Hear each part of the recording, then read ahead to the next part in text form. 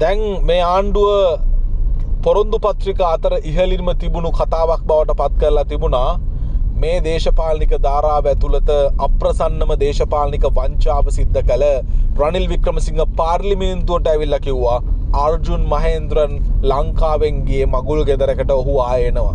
හරිනම් මේ වෙනකොටත් රනිල් වික්‍රමසිංහ එළියේ ඉන්න බෑ. හේතුව රනිල් වික්‍රමසිංහ කොහොමද එවැනි ආකාරයක චූදිතයෙක් බවට පත්ව අපරාධ ක්‍රියාවලියකට යටත්ව ක්‍රියාත්මක වෙන ක්‍රියාවලියක පුද්ගලයෙක් කිසිම වග විභාගයක් නැතුව එයා ගියේ වෙඩින් එකකට ඒ නිසා බය වෙන්න එපා යා එනවා වගේ සහතිකයක් දුන්නේ. ඒ සහතිකේ වැරදුනා. ඔව් ආවේ නෑ.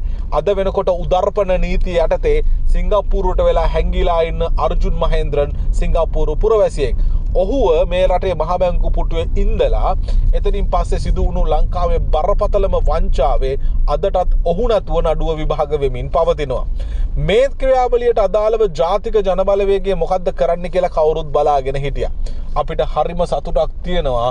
ඇත්තටම අර්ජුන් මහේන්ද්‍රන්ව කුදලගෙන එන්න පුළුවන් නම් අර ඉන්දුනීසියාවෙන් කෙහෙල් බද්දර පද්මෙලගෙන ආවා වගේ.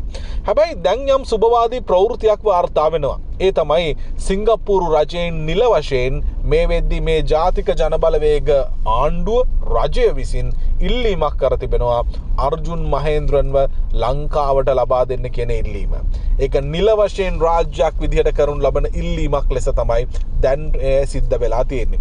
ඉස්සර ගොඩක් වෙලාවට ওই රතුවරෙන්තු එහෙම ආවගෙන් පස්සේ මේ රතුවරෙන්තු ටික හරියට මේවා ජාත්‍යන්තර ක්‍රියාවලියට යටත් කරේවත් නැහැ අඩුම තරමේ. අන්නේ රතුවරෙන්තු ටික දැන් හරි විදිහට ඔන්න නීතිමය ක්‍රියාවලියට යටත් කරන්න සූදානම් කරලා 30කට ආසන්න රතුවරෙන්තු ප්‍රමාණයක් මේ වෙද්දී අදාළ අවශ්‍ය තැන්වලට යොමු කරලා ඉස්සර රතුවරෙන්තුව මෙහෙන් ගහනවා ඒක ඉන්ටර්පෝල් එකට අදාළ ක්‍රියාවලියට යොමු කරන්නේ නැහැ. ඔන්න ඕක තමයි අපේ රටේ අපරාධ පරීක්ෂණ ක්‍රියාවලිය හිටිය මිනිස්සු හැම වෙලේම කරපු දේ. ඒ කියන්නේ මෙහෙ ඉන්ටර්පෝල් වලට දැනුම් දෙන්න කියලා රතු නිවේදන නිකුත් කළාට ඒවන් නිසි ක්‍රමවේදයට තෙම රතු නිවේදන නිකුත් කිරීම සිද්ධ කළේ නැහැ. දැන් ඔන්න ඒ රතු නිවේදන නිකුත් කිරීම හරි විදියට සිද්ධ කරනවා.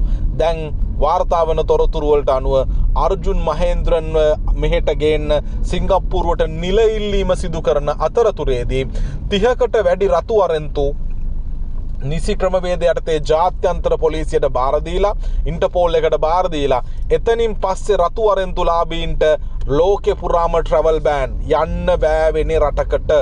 අන්න ඒ කියන නිල ක්‍රමවේදය නිසි ක්‍රමවේදය ක්‍රියාත්මක කරන්න දැන් ඔන්න ආණ්ඩුව පටන් අරගෙන මෙච්චර කාලයක් රතු අරෙන්තු නිකුත් කරා අනම් මනම් බයිලා ගැහුවට ඒ රතු අරෙන්තු නිකන් කොල කෑල්ලක් වෙලා ලංකාව ඇතුළේ තිබ්බා මිසක ඊට අදාළව නීතිමය ක්‍රියාමාර්ග හරියට ක්‍රියාත්මක කළේ නැහැ. හැබැයි දැන් ඔන්න රතු අරෙන්තු ටික හරියට කමියුනිකේට් වෙන්න පටන් ගත්තා කියලා මතක තියාගන්න. ඔය කොයි අයියාගේ කෙරුවාව දැන් අපිට බලා ගන්න පුළුවන් වේවි නුදුරේදීම.